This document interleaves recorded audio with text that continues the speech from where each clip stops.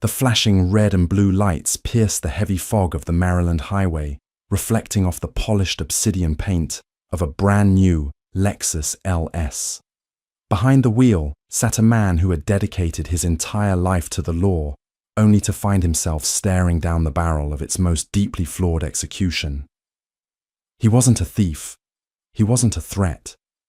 But to the officer walking toward his window with a hand resting on his holster, he was just another target. It was a bitter, damp Tuesday evening in November, the kind of night where the cold seemed to seep directly into your bones. The roads winding through McLean, Virginia, were slick with a persistent mist, illuminated only by the warm, affluent glow of sprawling estates, hidden behind wrought iron gates and ancient oak trees. Harrison Carter loved this time of night. At 68 years old, the quiet afforded him a rare sanctuary from the relentless intellectual demands of his daily life. For the past 4 years, Harrison had served as a justice of the Supreme Court of the United States. His mind was a labyrinth of constitutional precedents, dissenting opinions, and the heavy burden of shaping the nation's legal landscape. But tonight, he was not Justice Carter. Tonight, he was simply a devoted husband running a mundane errand. His wife Abigail had developed a severe migraine, and her specific prescription had been called into the 24-hour pharmacy on Old Dominion Drive.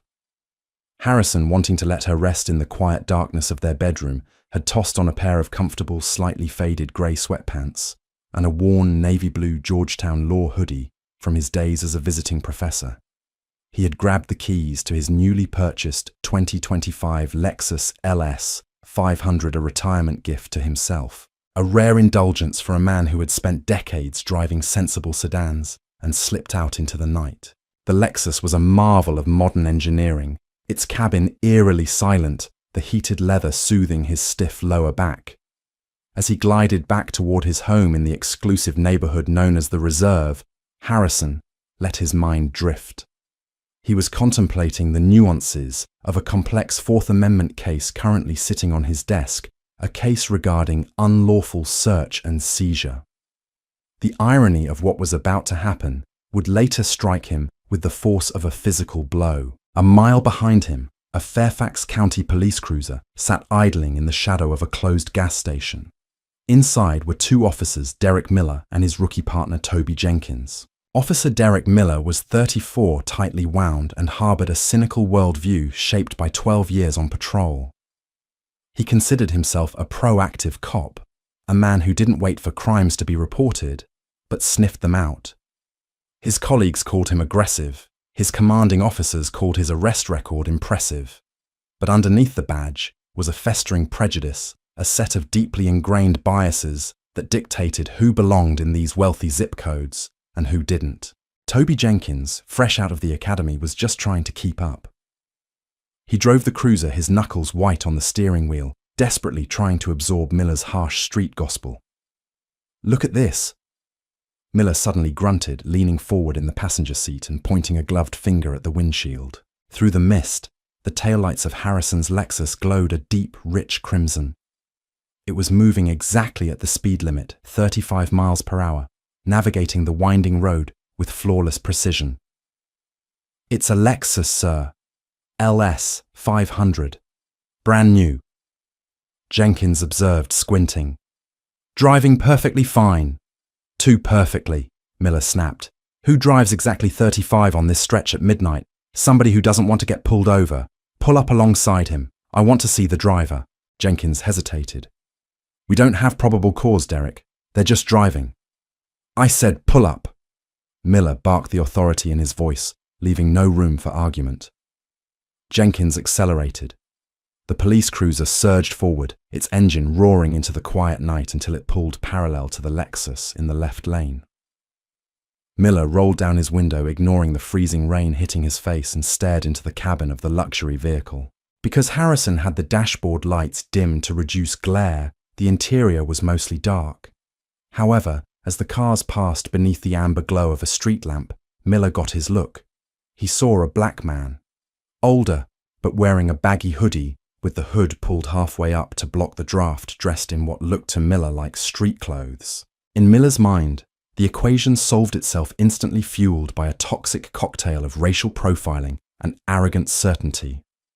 A black man in a hoodie, a $90,000 luxury sedan, midnight in one of the wealthiest, predominantly white suburbs in America. Stolen, Miller declared, rolling his window back up. Drop back behind him and light him up. Wait, what? Jenkins asked, his heart rate spiking. Derek, we haven't even run the plates yet. Run them while we're stopping him.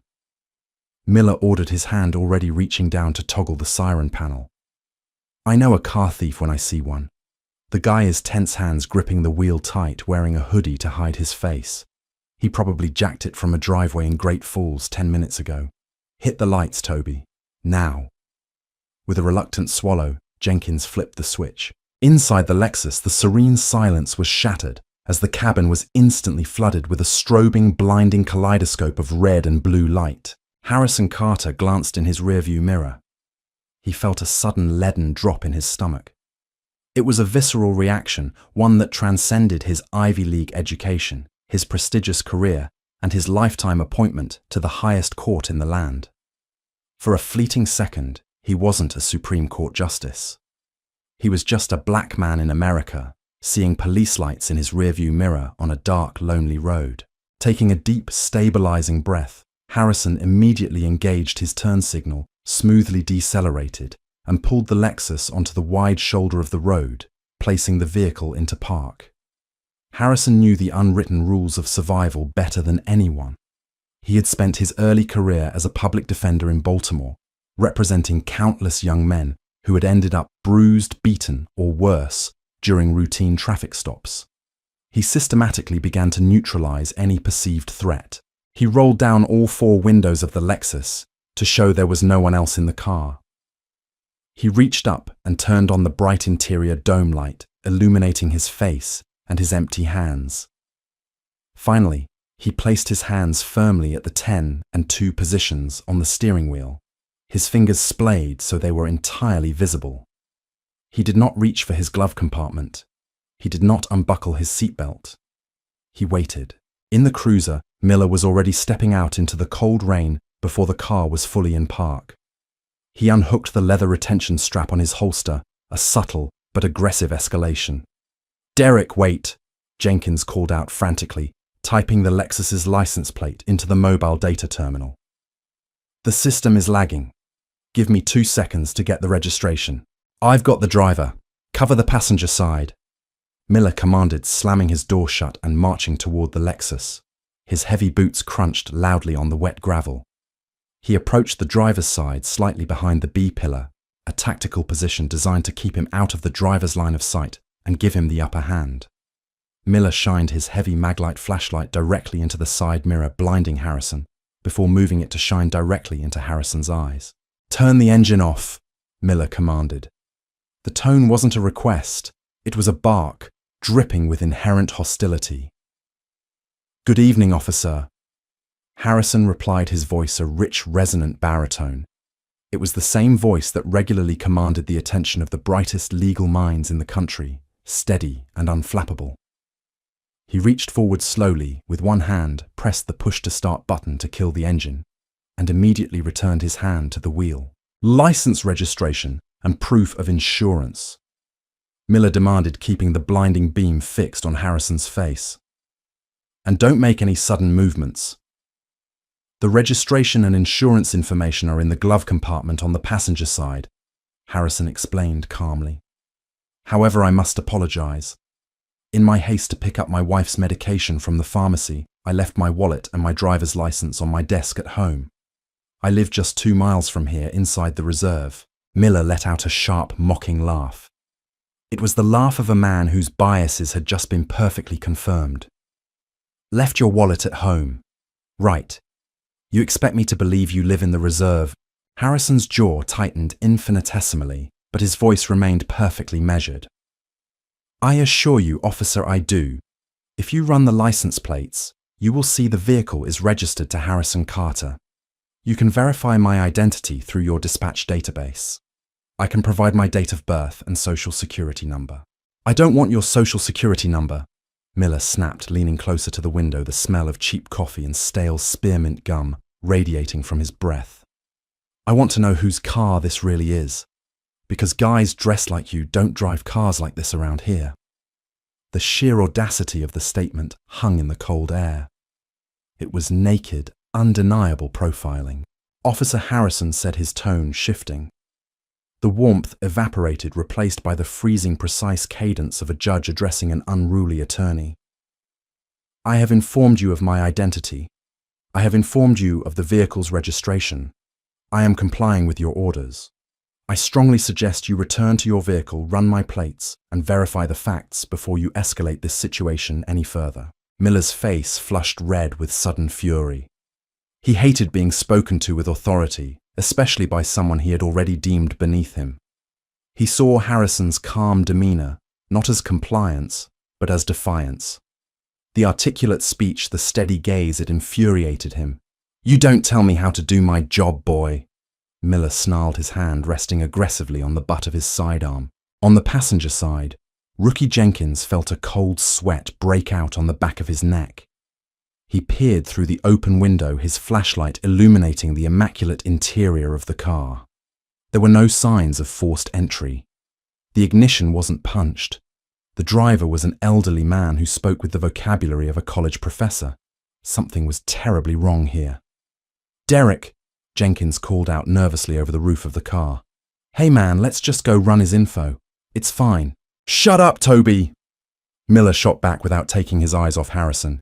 "Step out of the vehicle." Harrison did not move. He knew the law. Under Pennsylvania versus Mims, a police officer can legally order a driver out of a vehicle during a lawful traffic stop. However, Harrison also knew that this stop was predicated entirely on racial profiling, lacking any reasonable, articulable suspicion of a traffic violation or criminal activity. Still resisting a physical order on a dark roadside was a death sentence. The courtroom, not the street, was the place to litigate this. "Officer," Harrison said slowly, ensuring every word was enunciated perfectly. "I will step out of the vehicle. I am doing so under protest, and I am putting you on notice that you are detaining me without reasonable suspicion or probable cause. My hands are moving to unbuckle my seatbelt now." "I said, get out!"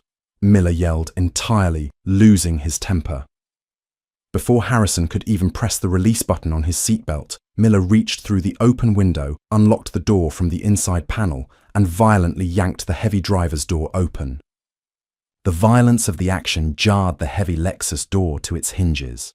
Harrison Carter, a man who commanded the utmost respect from the President of the United States down to the lowest clerk in the federal judiciary, was grabbed by the shoulder of his Georgetown hoodie. "I am stepping out," Harrison stated forcefully, pulling his shoulder back to break the officer's grip.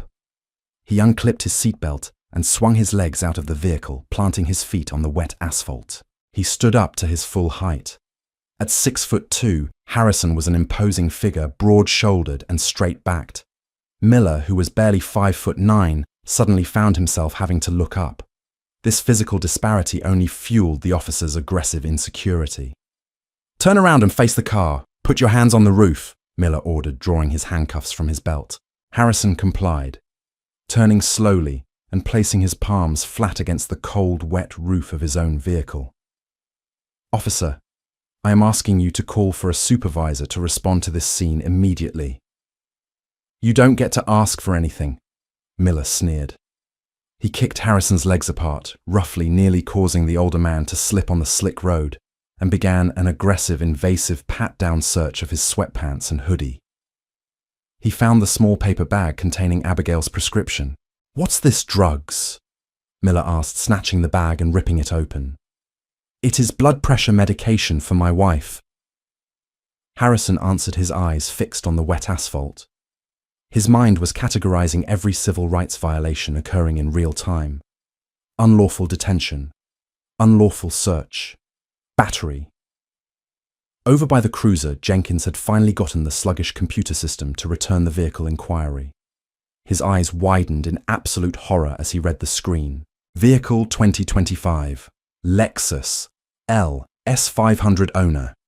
Harrison Carter, address 412. Magnolia Drive, The Reserve, McLean. 5. A status clean / no warrants. Special flag. Federal magistrate / judicial officer. Jenkins practically dropped his flashlight. He sprinted toward the front of the cruiser. Derek, stop, right now. Miller was entirely deaf to reason. He grabbed Harrison's left wrist, twisting it sharply behind the justice's back. Officer Jenkins! Harrison called out, his voice cutting through the damp air, betraying no pain, despite the severe strain on his rotator cuff. I suggest you inform your partner of what you just read on your terminal. I said, shut your mouth, Miller roared. He slammed the cold steel of the handcuff onto Harrison's left wrist, ratcheting it down tightly. It pinched the skin, sending a sharp spike of pain up Harrison's arm. Miller then grabbed the right arm, wrenching it backward, and secured the second cuff. The metallic click, click, click echoed loudly in the quiet night. Derek, you idiot, let him go, Jenkins yelled, finally reaching the side of the Lexus and grabbing Miller by the shoulder of his uniform. The car is his. It's registered to Harrison Carter. He's clean. Miller violently shoved Jenkins's hand away. Are you out of your mind, Toby? Look at him. You think this guy lives in a $5 million house? He probably broke in, found the keys, and stole the car from the driveway. Burglars wear hoodies, they don't carry ID. It's textbook. The system flagged him. Derek. Jenkins pleaded, his voice cracking with panic. He was young, but he wasn't stupid. He knew a catastrophic mistake when he saw one. There's a special federal flag on the plates. Yeah, probably means the owner is someone important, which means this scumbag is going away for a long time for stealing it. Miller rationalized, completely blinded by his own prejudice. He spun Harrison around to face him. Harrison Carter looked down at the officer. His wrists throbbed, his shoulders ached, and his clothes were soaked from the freezing rain. Yet his expression was completely devoid of fear. He looked at Officer Derek Miller, not with anger, but with the cold, clinical judgment of a man who held the power to destroy careers with a stroke of his pen. You have made your decision, Officer Miller, Harrison said, reading the man's name tag. His voice was terrifyingly calm, devoid of the frantic pleading Miller was accustomed to hearing from suspects. You have placed me in handcuffs.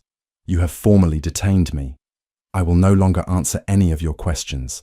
I invoke my right to remain silent, and I invoke my right to legal counsel. Good, Miller spat, grabbing Harrison by the bicep. Saves me the trouble of listening to your lies. Miller marched the Supreme Court justice toward the back of the Fairfax County police cruiser. He opened the rear door and shoved Harrison inside. Because Harrison was tall and his hands were cuffed behind his back, he fell awkwardly onto the hard plastic bench, hitting his shoulder against the protective cage. Miller slammed the door shut, locking Harrison inside the dark, cramped cage. Through the rain-streaked window, Harrison watched Miller and Jenkins arguing fiercely on the shoulder of the road. Jenkins was waving his arms, pointing back at the computer terminal in the cruiser, looking absolutely sick. Miller was dismissing him, pointing aggressively at the Lexus, completely entrenched in his false narrative. Sitting alone in the dark, the flashing lights reflecting off the cage wire, Harrison let out a slow, steady breath. The indignity of the situation burned in his chest, a fiery reminder of the systemic failures he had spent his entire life fighting to correct from the bench. He could have told them who he was. He could have shouted his title, demanded they look up his face on their phones, threatened them with the wrath of the Department of Justice. But as the handcuffs dug into his wrists, Harrison realized something crucial. If this could happen to him, a man of immense privilege, education, and power, simply because he forgot his wallet while wearing a sweatshirt, it was happening to thousands of voiceless men every single day. Harrison Carter decided right then and there that he was not going to give Officer Miller the easy way out. He was not going to drop his title to save himself the night in jail. He was going to ride this out. He was going to let Miller process him, book him, and stand before a judge. He was going to expose the rot in the department in the most spectacular, undeniable way possible. The cruiser door opened, and a fuming Miller slid into the driver's seat. Jenkins got into the passenger side, burying his face in his hands. Dispatch car 4 Bravo. Miller said into his radio, his voice oozing with unearned triumph. I'm 10-8 en route to the precinct with one adult male in custody. Grand theft auto. Harrison leaned his head back against the plastic seat, his eyes cold and hard in the darkness. Drive, Officer Miller, he thought. Drive straight into the storm. The drive to the Fairfax County Adult Detention Center took 22 minutes. For Officer Derek Miller, it was a victory lap. He tapped his fingers on the steering wheel in time with the faint beat of the classic rock station, playing on the radio, occasionally casting a smug glance at the rearview mirror. Beside him, rookie Toby Jenkins looked like a man being driven to his own execution. He had spent the entire ride covertly tapping on the mobile data terminal, trying to dig deeper into the federal magistrate/judicial officer flag on the Lexus's registration. Every database he accessed required a higher clearance level than a rookie patrolman possessed, spitting back red error messages that only deepened the pit in his stomach. In the back, Harrison Carter remained perfectly still. The handcuffs were exceptionally tight, cutting off the circulation to his thumbs. The cold rain had soaked through his Georgetown hoodie, chilling him to the bone. Yet his mind was razor-sharp, cataloguing every procedural error, every microaggression, every violation of the Constitution he had sworn an oath to protect. The cruiser pulled into the sally port of the detention center. The heavy steel garage doors ground shut behind them, sealing them in the harsh, fluorescent-lit concrete bunker. Miller got out, yanked the rear door open and hauled Harrison out by the arm. Welcome to the real world, buddy. Let's go. They marched through a set of reinforced doors and into the chaotic hum of the booking area. The air smelled of industrial bleach, stale sweat, and despair. Telephones rang incessantly. Officers shouted over the din, processing a Tuesday night parade of drunk drivers, petty thieves, and belligerent locals. At the raised intake desk sat Sergeant William Foley, a 20-year veteran counting down the days to his pension. He barely looked up from his monitor as Miller approached, practically shoving Harrison against the booking counter. "What do we got, Miller?" Foley asked, stifling a yawn. "Grand theft auto. Caught him red-handed cruising down Old Dominion in a stolen 2025 Lexus LS. He's playing the silent game," Miller declared proudly. "Claims he left his ID at home. Probably doesn't want us finding out how many active warrants he's got in Maryland." Foley finally looked up, his bored eyes scanning Harrison. He saw an older black man in wet sweatpants, a hoodie and no shoelaces. Miller had forced him to remove them in the sally port. Out of context, stripped of his tailored suits and his black robe, Harrison was processed not as a man of stature, but as a statistic.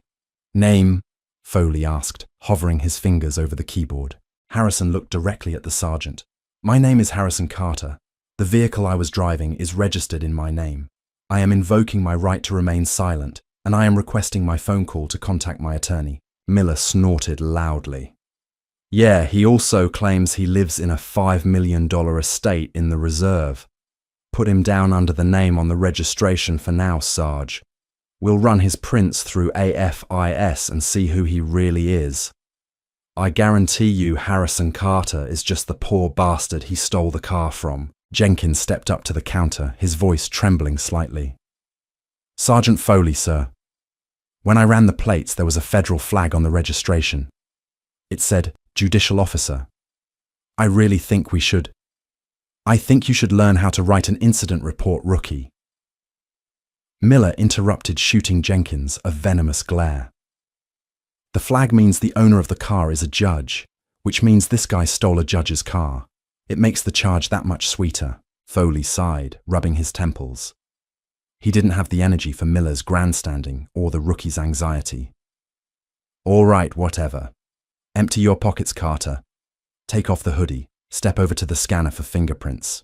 The dehumanization process was brutally efficient. Harrison's wedding band, his watch, and his wife's medication were unceremoniously dumped into a plastic bin. He was forced to strip off the damp Georgetown hoodie, leaving him in a plain white undershirt that offered no protection against the freezing air conditioning of the jail. He was ushered to the live scan machine. The booking officer forcefully rolled Harrison's thumbs and fingers across the glass plate. Harrison complied with dead-eyed compliance. He knew exactly how long the automated fingerprint identification system took to return a hit. Next was the mugshot. Harrison stood against the grey wall, staring into the lens of the camera. He did not scowl. He did not look away. He stared directly down the barrel of the lens with a look of absolute terrifying authority.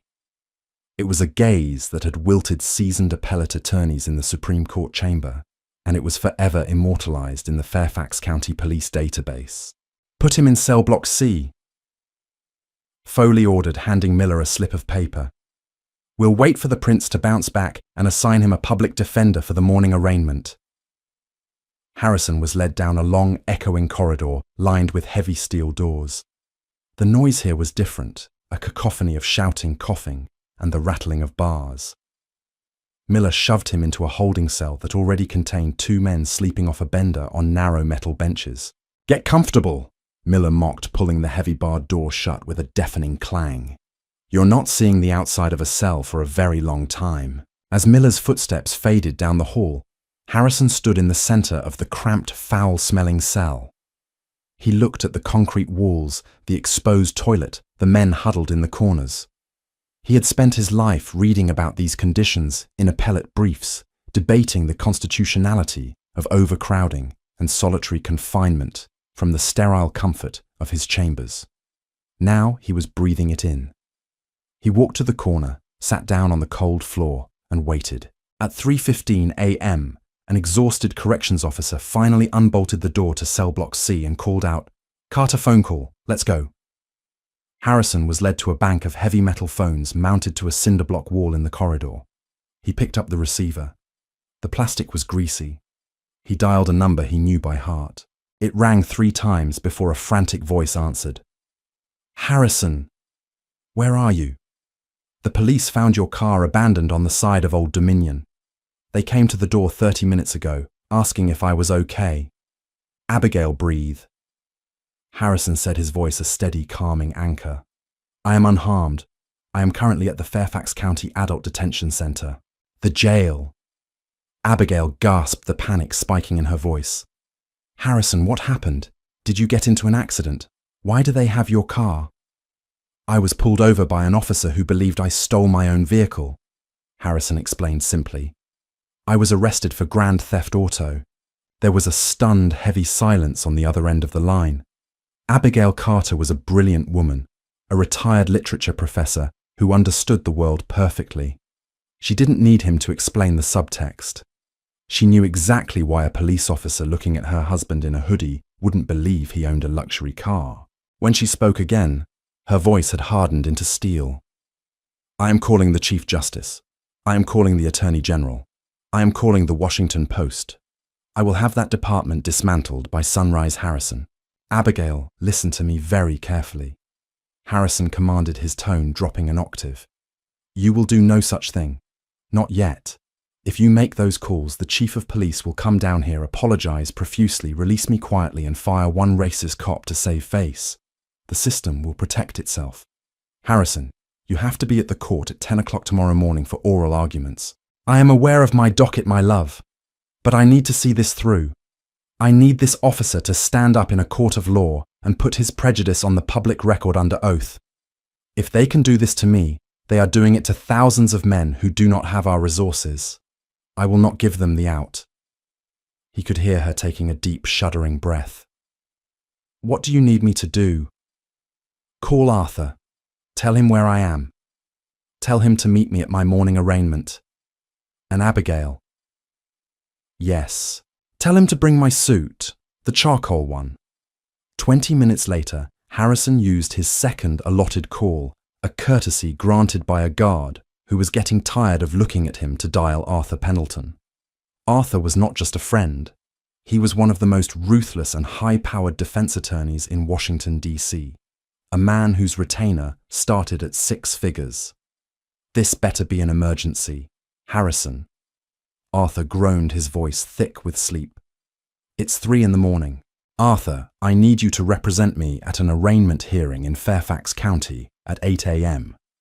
There was rustling on the other end, followed by the sound of a lamp clicking on.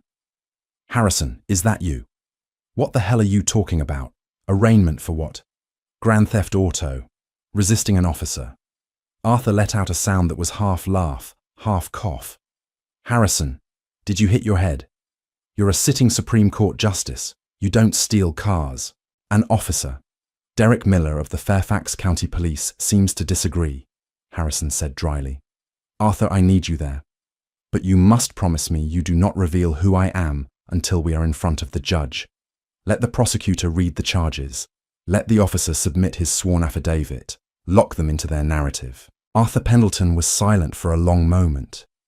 When he spoke, the sleep was entirely gone from his voice, replaced by the sharp, predatory excitement of a trial lawyer handed a nuclear weapon. You're setting a trap. I am allowing the Commonwealth of Virginia to proceed with their chosen course of action, Harrison corrected mildly. I will see you at 8, Arthur. At 7:30 a.m., the holding cells were emptied. The inmates were shackled together at the wrists and ankles, forming a long clinking chain of human misery. Harrison Carter was placed squarely in the middle of the line. He was handed a bright orange ill-fitting jumpsuit. He refused to wear it, remaining in his white undershirt and sweatpants, earning him a shove from a deputy. They were loaded onto a heavily armored bus and driven the short distance to the Fairfax County Courthouse. Inside courtroom 3B, the atmosphere was a chaotic churn of municipal justice. It was an arraignment court, a machine designed to process dozens of human beings an hour. Public defenders ran back and forth with stacks of manila folders, whispering rapid-fire plea deals to defendants they had met 30 seconds prior. Presiding over the chaos was Judge Robert Stanton.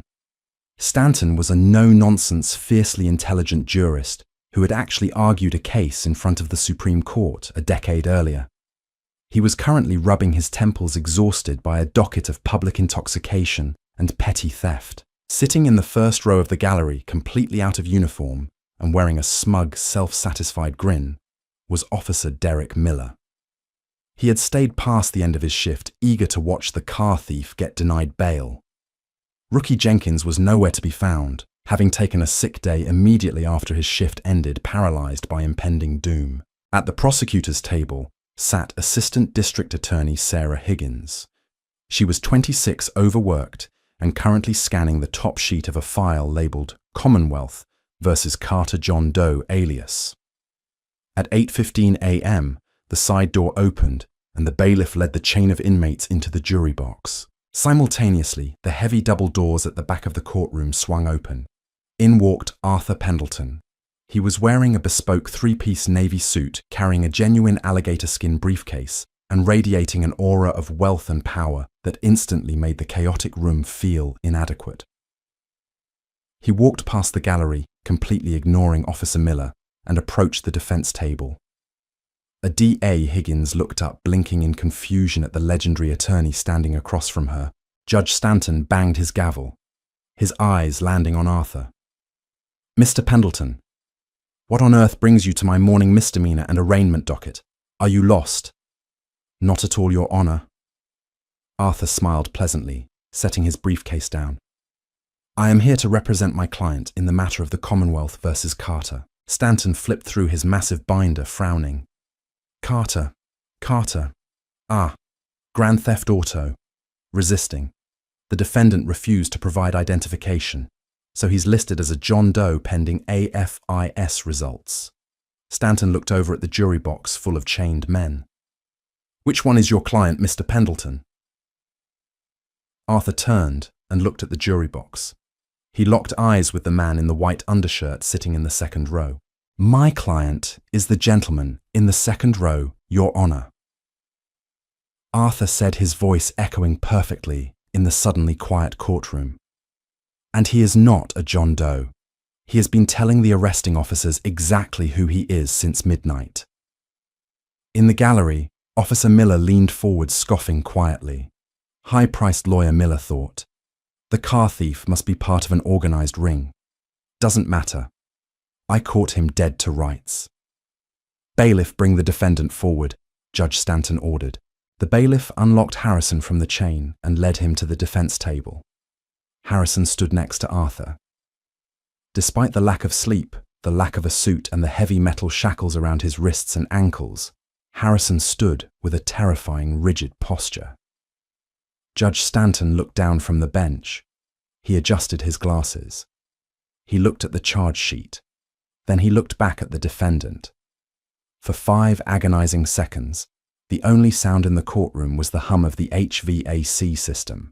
The color drained entirely from Judge Stanton's face. His jaw actually dropped a deeply unprofessional reaction that he was entirely powerless to stop. He recognized the man standing in front of him. He had stood at a podium in Washington, D.C. and answered this man's piercing questions about appellate jurisdiction. "Good morning, Your Honor," Harrison Carter said quietly. Judge Stanton swallowed hard. Justice Carter, what is the meaning of this?" Behind the railing in the first row of the gallery, Officer Derek Miller's smug smile vanished, replaced by a sudden violent sensation of free fall. The silence in courtroom 3B was absolute, a heavy, suffocating vacuum that seemed to suck the oxygen directly from Assistant District Attorney Sarah Higgins's lungs. She stared at the man in the white undershirt and shackles. She looked down at the charging document that labeled him John Doe. Then she looked back up at Judge Stanton, whose face was a mask of unadulterated horror. "Your Honor." ADA Higgins stammered, her voice cracking so severely she sounded like a frightened child.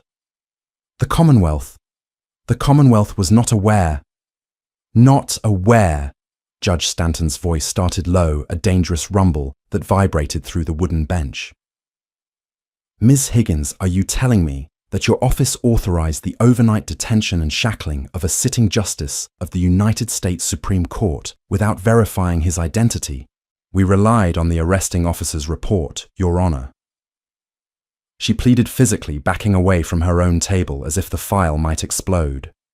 The affidavit stated the suspect refused to identify himself and exhibited hostile, evasive behavior consistent with grand theft auto. Arthur Pendleton stepped forward, the absolute master of the room. He didn't yell.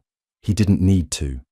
"Your Honor, my client provided his name, his address, and the location of his registration to Officer Derek Miller within 30 seconds of being unlawfully pulled over.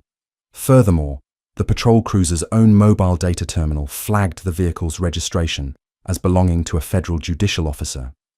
Officer Miller willfully ignored this data, instructed his partner to ignore it, and proceeded to assault, handcuff, and cage my client, based on nothing more than the color of his skin and the clothes on his back. In the gallery, Officer Derek Miller felt his knees give out. He slumped back onto the wooden bench, his vision tunneling. The blood roared in his ears, a deafening waterfall of panic. Supreme Court Justice. The words looped in his brain, devoid of meaning, too massive to comprehend. He had strip-searched a Supreme Court justice. He had forced him to take his shoelaces out. He had called him boy, bailiff. Judge Stanton roared, the sudden volume making half the courtroom jump. "Get those shackles off him this instant. If you make him take one more step in those chains, I will hold you in contempt." The bailiff sprinted across the well, his hands shaking so violently he dropped the key twice before finally unlocking the heavy iron cuffs around Harrison's wrists and ankles. The heavy chains fell to the carpeted floor with a dull, heavy thud. Harrison rubbed his raw, bruised wrists. He did not look relieved. He looked terrible, a storm gathering off the coast. "Justice Carter." Judge Stanton said, his voice trembling with a mixture of profound respect and deep shame. "I cannot begin to express the apologies of this court, this county, and the Commonwealth of Virginia.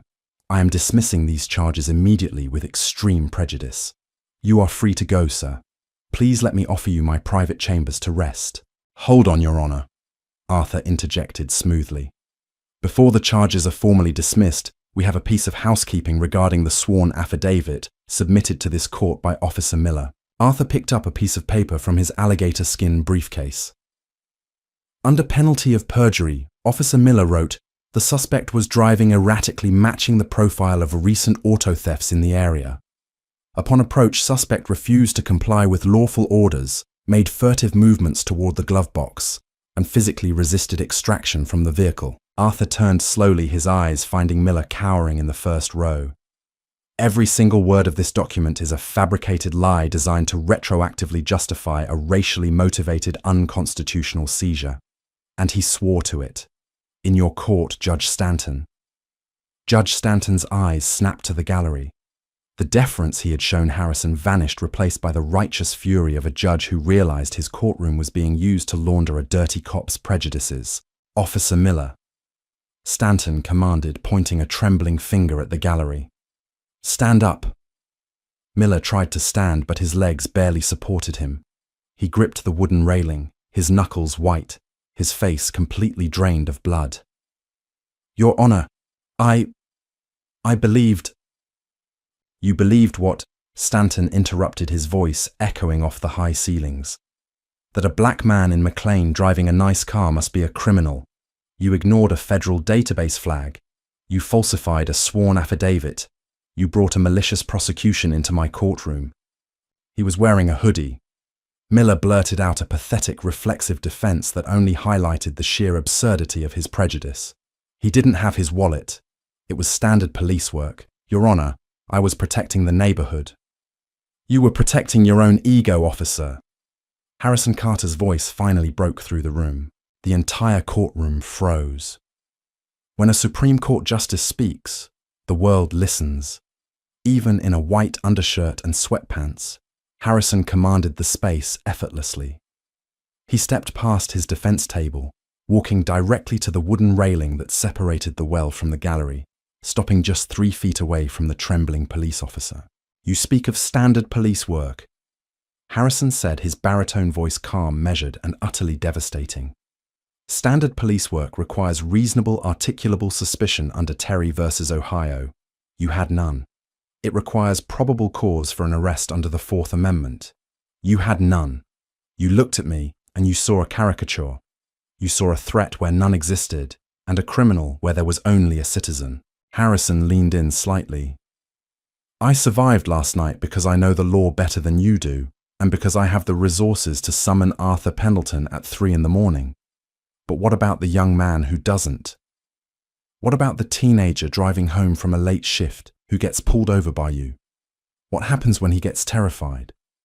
What happens when he asks you why he's being stopped? Do you drag him from his car? Do you put your knee on his neck? Miller opened his mouth, but no words came out. He was a bully, stripped of his badge, shrinking under the unbearable weight of his own actions. Your Honor, Harrison said, turning back to Judge Stanton, I accept the dismissal of the charges, but I ask that the transcript of this hearing be forwarded directly to the Department of Justice Civil Rights Division and to the Virginia State Police Internal Affairs Bureau. It will be sent before noon, Justice Carter, Stanton promised, along with my personal recommendation for an investigation into perjury. Arthur handed Harrison his briefcase. Let's go, Harrison. You have oral arguments in 90 minutes. With a final, lingering look at the shattered police officer, Harrison Carter turned and walked out of the courtroom. The heavy wooden doors swung shut behind him, leaving a profound, suffocating silence in their wake. In the quiet sanctuary of Judge Stanton's private chambers, Harrison finally stripped off the damp, foul-smelling undershirt. Abigail had sent Arthur with his charcoal-grey Brooks Brothers suit, a crisp white shirt, and his favorite crimson silk tie. As Harrison knotted his tie in the mirror, he looked at his wrists. The metal cuffs had left deep, angry purple bruises circling the bone. He could easily cover them by unbuttoning his cuffs and letting the sleeves hang low. Instead, he adjusted his gold cufflinks tightly, ensuring the cuffs sat high on his wrists. The bruises would be visible. Let them see.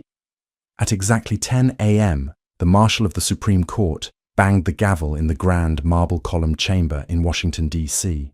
Oyez, oyez, oyez, all persons having business before the Honorable the Supreme Court of the United States are admonished to draw near and give their attention, for the court is now sitting. Justice Harrison Carter emerged from the red velvet curtains alongside his 8 colleagues. He took his seat at the massive mahogany bench. To the attorneys standing at the podium, he looked exactly as he always did, an impenetrable fortress of legal intellect. But as he reached for his glass of water, the bruising on his wrists caught the light. The Chief Justice sitting to his right noticed them immediately, his eyes widening in silent, alarmed question. Harrison merely gave a subtle shake of his head. The work came first. By noon, the story broke. It did not leak from the Supreme Court. It exploded out of the Fairfax County Courthouse. Dozens of inmates, public defenders, and clerks had witnessed the arraignment. The Washington Post ran the digital headline at 12:14 p.m. Supreme Court. Justice arrested, shackled in Virginia. Traffic stop. Officer accused of racial profiling. The fallout was a Category 5 political hurricane. The system, which usually moved with agonizing slowness when dealing with police misconduct, suddenly operated at the speed of light. By 2 p.m., the mayor of McLean and the Fairfax County Police Chief held a joint press conference, both looking physically ill. They announced the immediate termination of Officer Derek Miller, effective retroactively. There would be no paid administrative leave. There would be no union protection. The police chief announced his own early retirement in the very next breath. But Harrison was not satisfied with a firing. Firing was administrative. Harrison wanted justice. 3 days later, the Department of Justice announced a federal civil rights indictment against Derek Miller under 18 U.S.C. Section 242, deprivation of rights under color of law. The swiftness of the indictment was unprecedented, fueled entirely by the undeniable, perfectly documented trap Harrison had set by forcing the arrest all the way to arraignment. The star witness for the federal prosecution was not Harrison Carter. It was rookie Toby Jenkins. Jenkins had resigned from the Fairfax County Police Department the morning after the arrest.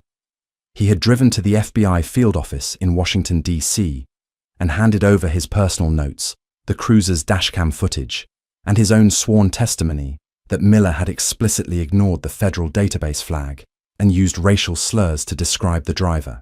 A month after the incident, as the winter snow began to fall over Washington, Harrison Carter sat in his private chambers at the Supreme Court. He was drafting a majority opinion on a complex Fourth Amendment case involving qualified immunity for law enforcement. His fingers flew across the keyboard, his mind sharp, his purpose renewed. There was a soft knock on his door. His clerk leaned in. "Justice Carter, there is a young man here to see you. He doesn't have an appointment, but he says his name is Toby Jenkins. He says it's important." Harrison stopped typing. He looked at the bruises on his wrists, which had faded to a dull yellow. "Send him in." Toby Jenkins walked into the cavernous wood-paneled office, looking like a man carrying the weight of the world. He was out of uniform, wearing a simple button-down shirt. He stood awkwardly in front of the massive desk, unable to meet the justice's eyes. "Mr. Jenkins," Harrison said, gesturing to a leather armchair. "Please sit." Jenkins sat on the edge of the seat. "Justice Carter, I didn't come to ask for forgiveness. I just needed to look you in the eye and tell you that I am sorry. I was driving that car. I turned on the lights. I stood there and watched him put you in cuffs, and I didn't physically stop him. I was a coward." Harrison studied the young man. He saw the guilt tearing him apart. "You were a rookie, Mr. Jenkins, trapped in a vehicle with a veteran officer who held your career in his hands," Harrison said softly. "Fear is a powerful silencer, but courage is not the absence of fear. Courage is what you did the next morning when you walked into the FBI building and handed over the evidence that dismantled his lies." Jenkins looked up, tears brimming in his eyes. "I quit the force. I couldn't be part of it anymore." "That is a tragedy," Harrison replied firmly, "because the only way that system changes is if men with your conscience stay inside it and fight the rot. We do not need fewer Toby Jenkinses on the street. We need thousands more of you. Men who will look at the mobile data terminal and refuse to back down." Harrison opened his desk drawer and pulled out a heavy cream-colored envelope bearing the golden seal of the Supreme Court. He slid it across the desk. "Inside is a letter of recommendation written and signed by me," Harrison said. "It is addressed to the director of the FBI Academy in Quantico.